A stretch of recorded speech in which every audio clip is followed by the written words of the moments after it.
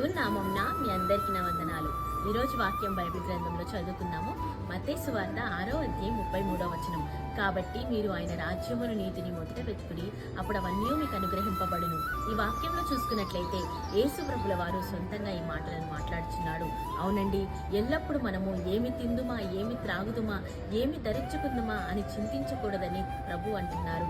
అవును, మన చుట్టూ ఉన్న పరిస్థితుల విషయమే కానీ, లేదా మన పిల్లల భవిష్యత్తు విషయంలోనే కానీ, సొంత గృహము లేనట్లయితే సొంత గృహ విషయంలోనే కానీ, వీటి విషయమై మనం ఎల్లప్పుడూ చింతిస్తుంటాము. కనుక అలా చింతించకూడదు అని ప్రతి ఒక్క భారము ఆయన మీద వేసుకుంటూ ఆయన రాజ్యమును నీతిని మనం వెతికినట్లయితే ఖచ్చితంగా దేవుడు మనకి ఏది అవసరమో అది దయచేస్తాడు. ఎందుకంటే ఈ యొక్క లోకము శాశ్వతమైనది కాదు, మనకు నివాసము పరలోకము కనుక మనం పైనున్న వాటిని మనం వెతకాలి. లోకంలో ఉన్న వాటిని మనము ప్రేమించకూడదు, ఆశించకూడదు, వాటి గురించి చింతించకూడదు అని యేసు ప్రభు మాట్లాడుచున్నాడు. మన ప్రతి పరిస్థితి దేవునికి తెలుసు. మన పరలోకపు దేవునికి మనకి ఏది అవసరమో తెలుసు గనక మన ప్రతి చింత యావత్తు ఆయన మీద వేస్తాము. ఆయన నీతిని, రాజ్యము, ఆయన నేర్పిస్తున్న వాక్యాన్ని విందాము, చదువుదాము, దాని ప్రకారం మనం నడుచుకుందాము.